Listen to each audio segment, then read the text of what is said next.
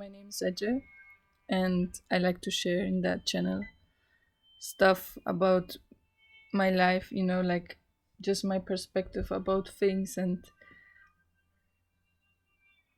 just how I see things. So, for me, my goal is always to come as close to the truth as possible, and nobody's perfect, and I know that don't know so much, and that's the reason why life is a adventure, life is a surprise, life is full of surprises for me. And maybe some of you noticed, but I was gone for a couple weeks. The last time I posted was a couple weeks ago. The reason was because I needed some solitude, some alone time, and also somebody in my family.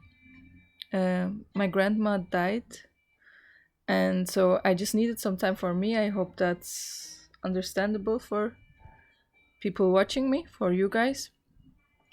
And so that's also the reason why I make this video today, because I want to talk about somebody, when somebody in your family dies, which was close to you. And I don't know, maybe people are looking for other people who went through that process, and everybody is different. Of course, everybody deals with stuff differently, and this is because we are human and we process things differently, we see things differently, and we feel things differently. Even if it's the same thing, we have different meanings for it. But for me, it was, you have to imagine yourself. That was the first time that I had to deal with death in the close family for me, because all my grandparents died, but I was almost a baby when they died, so I didn't realize it how I am realizing it right now. And when my mom called me and she told me, she was crying, and she told me that my grandma is in the hospitality and it looks bad, and 2 hours later she called me again and she told me that she died. You know it felt unreal, but that's the thing though, because death is was not a real thing for me. Even if I was like meditating on it and I was thinking about it, and I somehow tried to understand it and accept it, and I think I did it in some ways. I did it, but to experience it, to to just to experience somebody close to you dying, somebody real, somebody that you loved dying, is something else. And I feel like,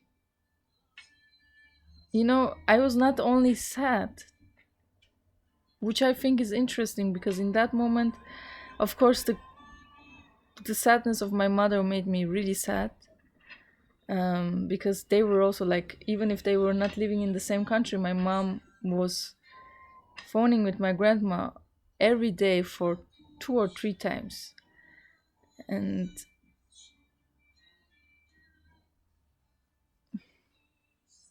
it was weird. And then I was working, and then I started to realize what happened. And then, you know, this thing, you have something inside you, and you feel it, you know that there is something, but you don't really feel what it is. You don't really feel. You're kind of numb to it, and that happened to me when I was experiencing, like, when I was trying to process what just happened. And right now, it just happened 2 days ago, and right now I'm still like processing, and I'm still like trying to, I don't know, I'm somehow also not trying, I'm just trying to be here for my close family members. And I'm also trying to let myself feel, you know whatever's going on inside. But it's weird, I cannot really, understand it. Sometimes I feel like I'm suppressing something, but I don't really do it because I want to do it. It just happens. Maybe maybe I'm not ready to understand it or mm, realize what happened because she's not here anymore. That's really weird. And I don't know what's going to happen with my mom because she's also, you know, as I said, they were really close, but she's also somebody who's not really, she's quite dependent on the people around her, especially close family members. So she will have a hard time letting go for sure. And she's gonna change, I know. She's gonna change profoundly. And now it depends on what she's going to make about that situation, much more than it depends on what I'm going to make about the situation. Because even if I am suffering in some way, somehow I am still sane in so many different ways. But I'm struggling with the fact that I didn't felt that much yet. Somehow I was also happy, which is maybe weird because she was quite old. She was not really old, but she was in an age where you could say, yeah, she is an older person. It's not that uncommon for her to die, but what I realized is, you know, when people talk about looking for somebody who's guilty for something when somebody died, even if nobody killed her, but like, it's just that I found myself when I heard that she died, I was looking for some kind of guiltiness, especially in me, because I didn't see her since 2 years and I want to visit her this year, but I didn't because I was like, yeah, next year I'm going to do it. I started studying and stuff. I didn't had that much of time, and also, I was not working that much, so I didn't had a lot of money. But right now everything doesn't matter at all because I didn't see her and I'm never gonna see her again. But as I said, I was also happy because she had some suffering, but it was not like she had some pain and stuff.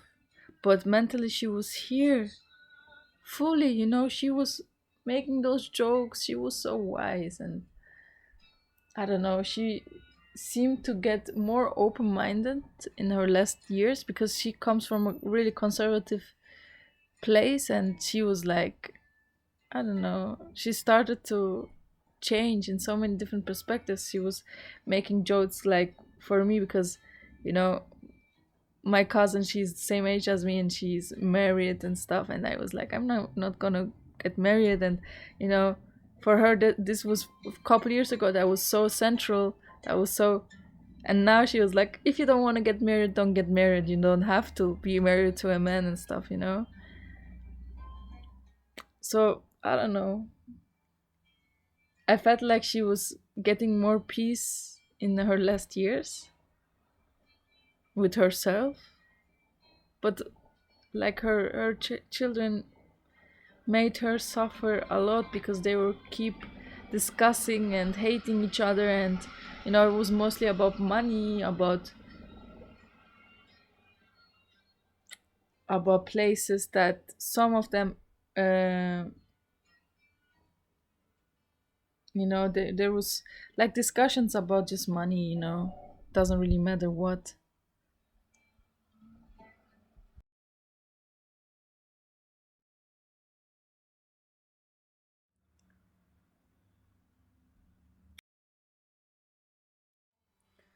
Anyway,